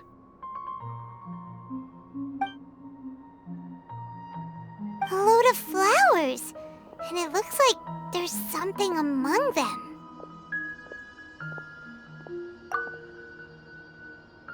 Oh, these are Scarlet King runes. They left something behind. Yes. It's an elegy written in an ancient script. What does it say? Here lies our faithful priest Kasala. His wisdom is a miracle among the people, deserving of high praise and admiration. You can read ancient Scarlet King script? Of course. Every student needs to master at least 20 languages before they graduate. He's not serious, right? There's still something off about this place. The elemental energy here is too concentrated. The scent of life. Is it trying to tell us something? Is this it? Analyzing.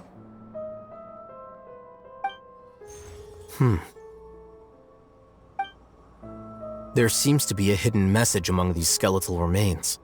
Excellent. There's a device from the Scarlet King's civilization in this gravesite. I'll transmit the information over and project it for everyone to see. Isn't sharing knowledge against the Academia's rules? Yes. However, under the circumstances, I'd prefer you to see this for yourself. You'll understand after watching it.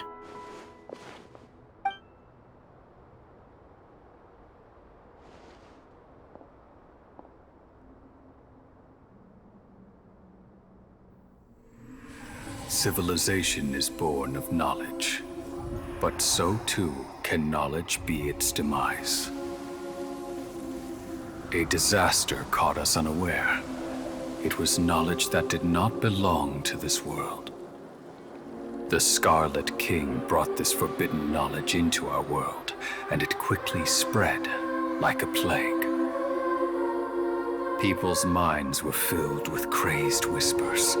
Dark gray scales spread across their bodies. Even the land was stripped of its vigor. Only a desperate, deathly silence remained. Were it not for greater Lord Rukkhadevata from the forests, the damage would have been irreversible. She summoned the priests to build temples and infused into them the divine power of life. The disaster was miraculously tempered, and the embers of our civilization were preserved in Aaru village. Alas, the miracle could not last. As long as forbidden knowledge continued to exist, it would forever blight this world. In the end, the proud king of the desert, my eternal lord, chose to sacrifice himself. I have spent my whole life since guarding one of these many temples. But now, my duty is coming to an end. As I close my eyes for the final time, the sight of that noble deity will appear in my vision once more. In helping the Scarlet King to eradicate forbidden knowledge, she exhausted her strength, and her form became that of a small child. How strange. Now that I think of her, I no longer have any fear of death, for I sense that the spirit of life will abide with me during my eternal sleep. Children of the desert, cling no longer to past grievances, but hold tight to the memory of this act of benevolence. What was that? The priest's memories. No, impossible. Greater Lord Rukkhadevata. So the former Dendro-Archon and the Scarlet King were never enemies at all. But this doesn't make any sense. The Dendro-Archon's followers, they're clearly... Was that the former Dendro-Archon? She became so tiny in the end.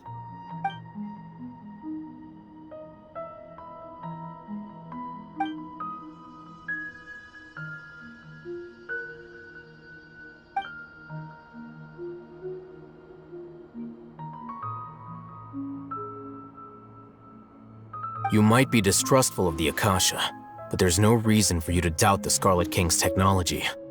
You've just witnessed his priest's last words. I've never heard about any of this before. The surviving followers of the Scarlet King all gathered in Aaru village. Our god did not make mistakes. We refused to believe any of the rumors. The Scarlet King's death, the all but total annihilation of our civilization, it was all Greater Lord Rukkhadevata's doing. We saw her as nothing more than a traitor, who stabbed us in the back in our moment of crisis. Just like us humans, fighting, feuding, double-crossing each other to survive in the desert. You were blinded by your prejudice.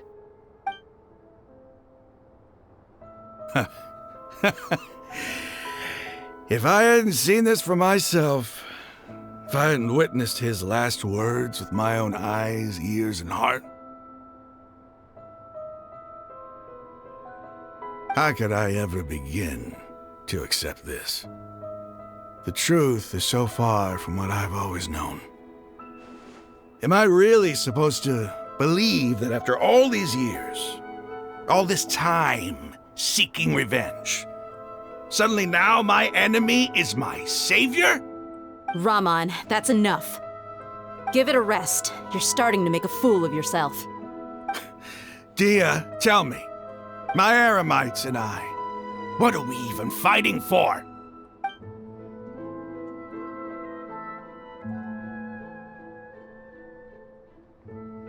Hey, how you doing? I'll live. Thanks. I should probably go. Can't just stay here forever. What's your next move gonna be? Oh, I know what you're going to ask. I feel deeply ashamed of everything I've done. You'll get everything you're asking for. But please, give me some time. After everything that's happened here today, somehow I need to explain it to the others. It's not gonna be easy. Well, I guess that's for me to deal with. Dia, this is where our camp's located. Make a note of it. When would be a good time for us to go? Tomorrow. I'll convince everyone that we're all on the same side. And I'll return every last one of your your village keepers. We'll share our other resources with you, too.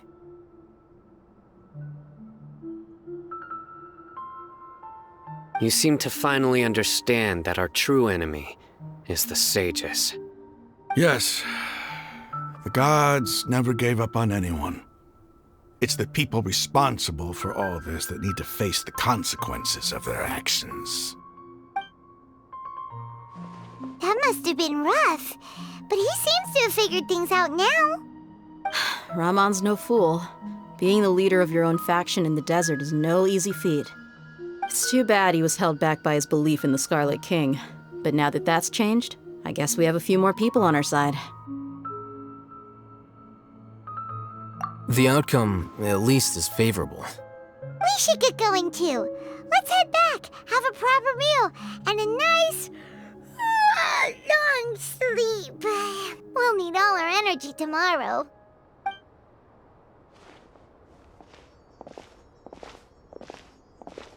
Sayno, we're leaving! Stop yelling.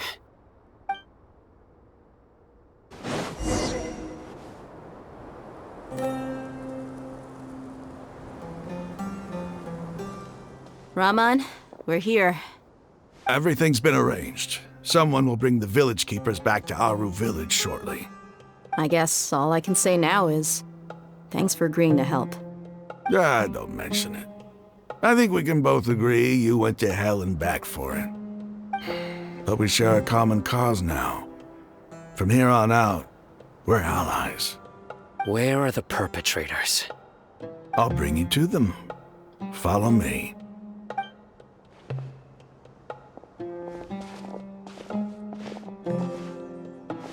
So these are the people who kidnapped the village keepers. Oh no, it's the scribe! There's no need to yell. No one can help you now. We've been all over the desert trying to find you! That's right.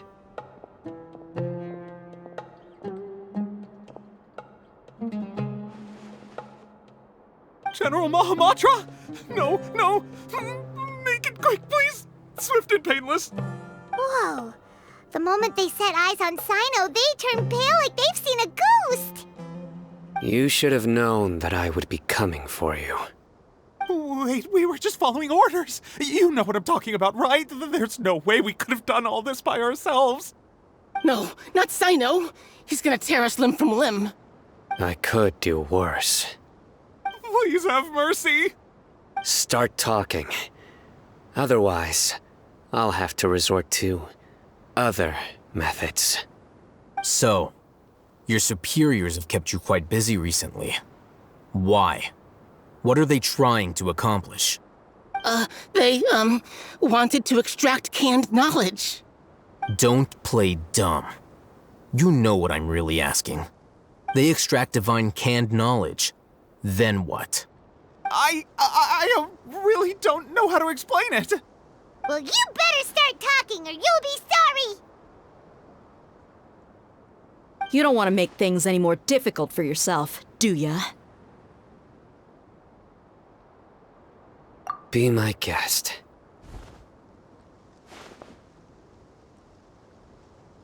Huh? Uh-huh? That sure didn't sound like a fancy metaphor or anything. You're serious, aren't you? How did you know? There's no use hiding it now. Yes, you're right. The Academia is working on an important and potentially world-changing project. They are creating a new god. A god that will belong to them and to the people of Sumeru. It may seem as if Sumeru's academics are thriving, but ever since the death of Greater Lord Rukkhadevata, scholarly breakthroughs have been few and far between. The withering of Irminsul has been getting worse recently. The sages have tried everything they could think of, but nothing's worked. I'm always hearing them say things like, if only Greater Lord Rukkhadevata was still with us. Continue. And then, someone from the Fatui showed up. They called him the Doctor. He brought a gnosis and said he wanted to borrow the Academia's research facilities. The Doctor was previously expelled from the Academia. At first, the sages looked down at him in disdain. But when he said those words, everyone's expression changed. He asked them, "Do you wish to create a god?" This is what the arrogant ignorance at the extreme end of Academia looks like. First, the Academia spent a long time constructing a divine vessel, which was based on an exquisite humanoid puppet. After that, they harvested dreams via the Zeb Zerus Festival Samsara, maximizing the Akasha's output. With the doctor's help, and the Akasha now functioning at maximum efficiency, they were able to use it to extract the power from the Gnosis and convert it into a divine core. Next, they decided that their new god needed to possess divine wisdom. For that to happen, they needed a huge quantity of divine canned knowledge. It adds up. But how do you determine whether the knowledge extracted is of divine origin?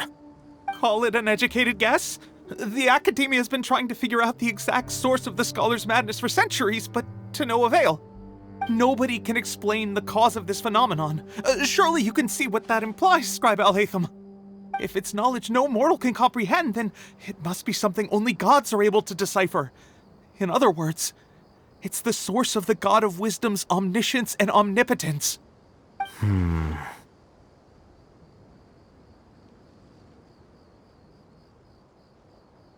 You must have noticed by now.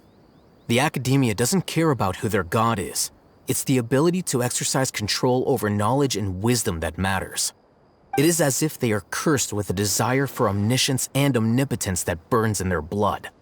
Some organisms demonstrate phototaxis, and thus orient their entire lives in respect to sources of light. For the sages, their only source of hope is the existence of a deity who embodies the acme of wisdom.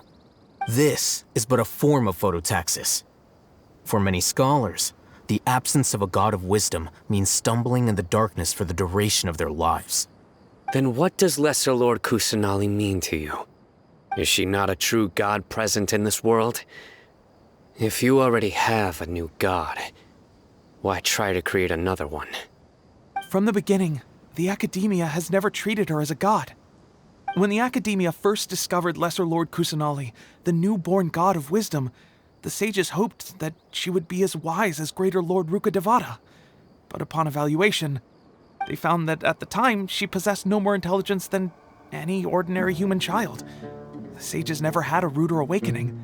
This forced them to accept that Greater Lord Rukkhadevata had indeed passed away. Not to mention that Lesser Lord Kusanali's Gnosis had been used to power the Akasha this entire time. By herself, she has neither an Archon's raw power, nor the spectacular insight expected of a god of wisdom. Slowly but surely, people began to forget about her existence. So, this is the path the sages have chosen.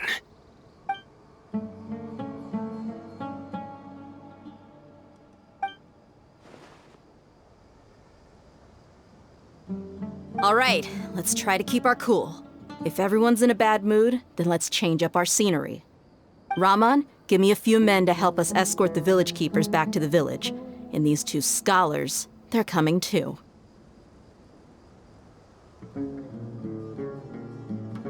Sure, as you wish. The village keepers you found have all been returned to their homes, and each one has a dedicated caregiver to look after them. The two new scholars are being kept under close supervision, too. Really great work, everyone. The atmosphere is so heavy.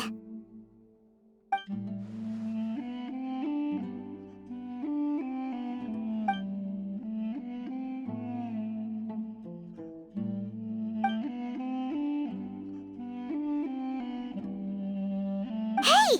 Say something! Stop spacing out! Come on, is there nothing left to talk about? In that case, let's all get some water and try to think about something else. Or I can go fetch some snacks. Oh, Paimon's so coming with you! Do you have any plans, Traveler? Gods above, you're not talking about work, are you?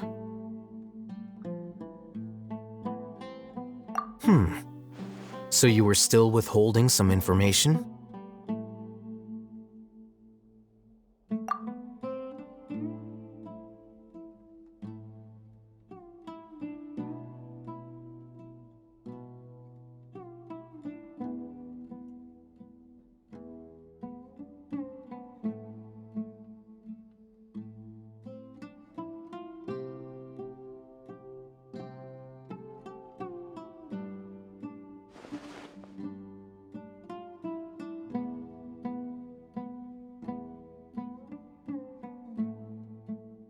we lived through all of this firsthand, it still feels super surreal to hear you talk about it again. What a whirlwind of a story. I felt like I was holding my breath the whole time. It seems like there will be more issues to face in the days ahead than I had anticipated. Still, now's a good time to make our next move. Now that Ramon's joined us, we'll be an even stronger team. It's time to make a plan. Indeed. These events are a flagrant transgression of the rules in every sense. We cannot allow it to continue. So, everyone, are we on the same page? Crush the sages and rescue our god. That is our ultimate goal.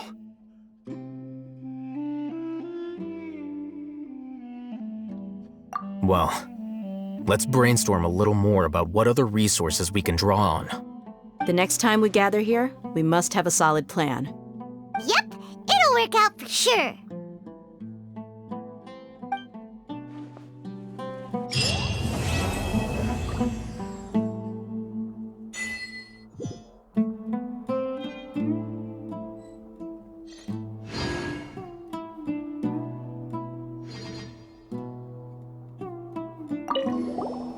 Don't rush.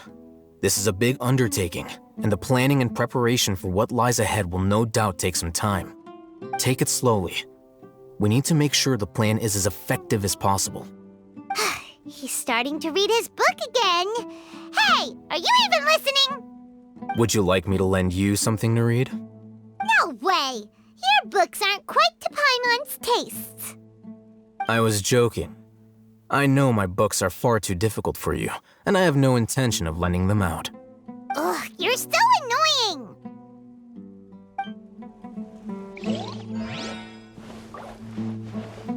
You must let me know if there's anything I can do to help.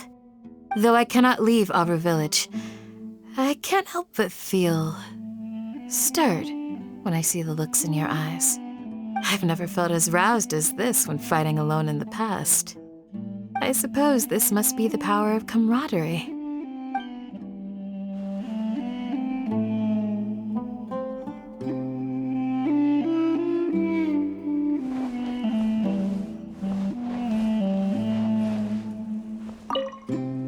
In the past, I never imagined that even the gods could suffer from hardship. If we can find a way to change all of this, will this nation become a better place?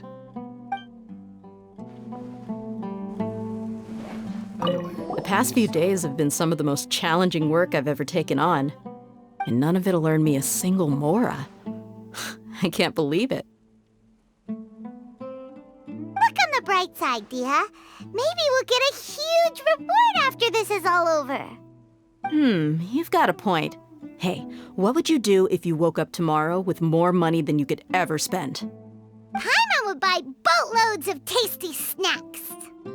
That's it? And maybe some tasty drinks as well? How adorable. Well, here's to all our indulgent fantasies. If there's a chance they can come true, I'll give it my best shot.